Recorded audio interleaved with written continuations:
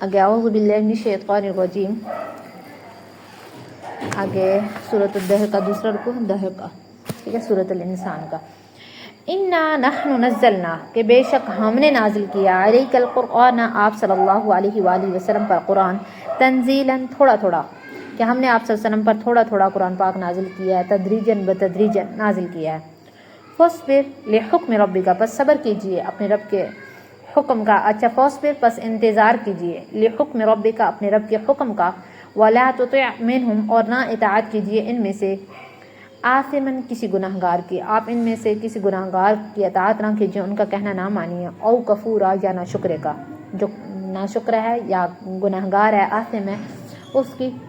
بات نہ مانے، اس کا کہا نہ مانے۔ وَاذْكُرِ اسْمَ رَبِّكَ، اور آپ صلی اللہ علیہ وآلہ وسلم ذکر کریں، یعنی اپنے رب کا نام لیں،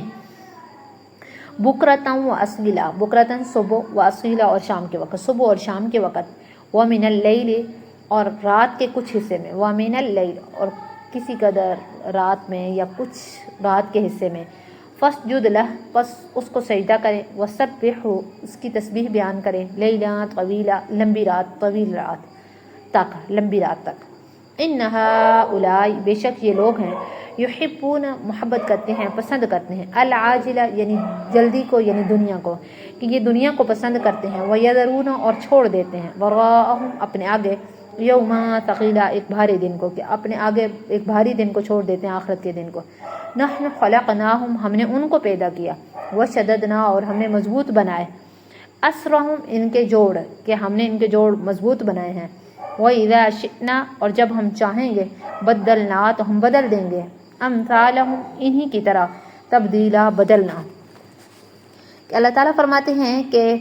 ہم نے ان کو پیدا کیا اور ان کی جو جوڑ بندی ہے یہ مضبوطی سے کی ہے، وَإِذَا شِئْنَا بَدَّلْنَا أَمْثَالَهُمْ تَبْدِيلًا، اور جب ہم چاہیں گے جب ہم چاہیں تو ہم بدل لائیں ان جیسے لوگ بدل کر۔ آگے فرمایا ان هذه تذکرہ، بے شک یہ نصیحت ہے، فَمَا شَاءَ اتَّخَذَ، پس جو کوئی چاہے وہ بنا لے، إِلَىٰ رَبِّهِ سَبِيلًا، اپنے رب کی طرف راستہ، وَمَا، اور نہیں، تشاؤون، تم چاہو گے، إِلَّا أَن يَشَاءَ اللَّهُ، مگر جو اللہ تعالیٰ چاہے، ٹھیک ہے، یعنی کہ تم نہیں چاہو گے مگر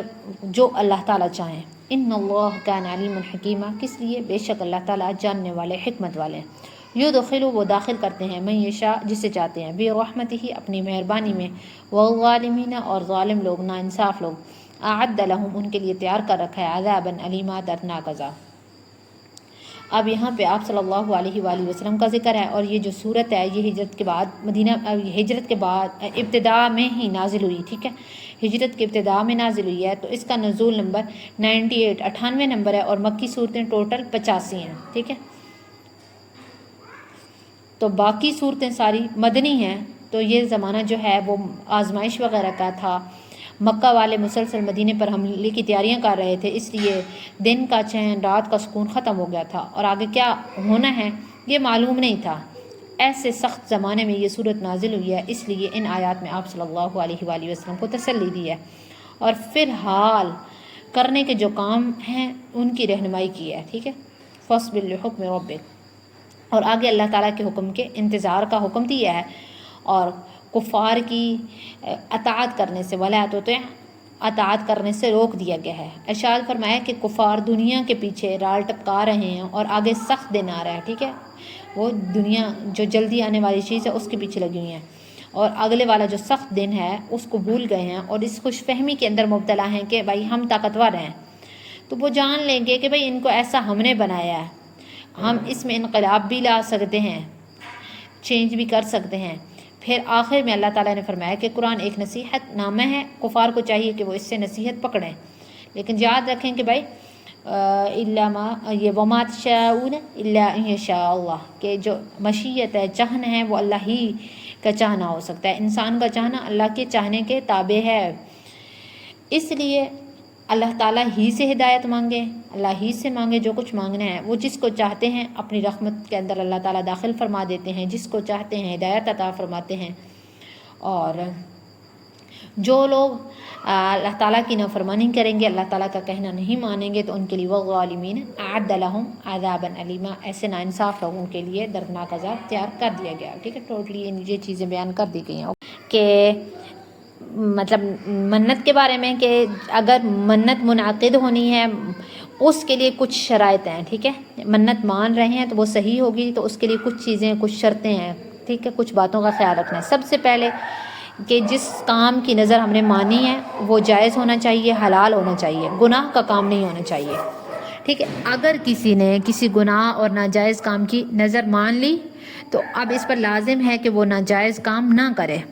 اپنی قسم کو توڑ دے اور قسم کا کفارہ ادا کرے. ٹھیک ہے، دوسری شرط یہ ہے کہ بھائی وہ اللہ تعالیٰ کی طرف سے واجب نہ ہو. اس لیے اگر کوئی شخص فرض نماز یا وتر واجب کی نظر مان لے کہ بھائی میں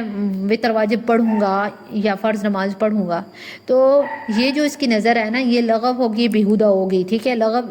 کیونکہ وہ فرض اور واجب اس پر پہلے ہی سے فرض اور واجب ہے. ٹھیک ہے، تو وہ اس نے کرنا، ادا کرنا ہی اس پر واجب ہے، اس نے ادا کرنا ہی کرنا ہے.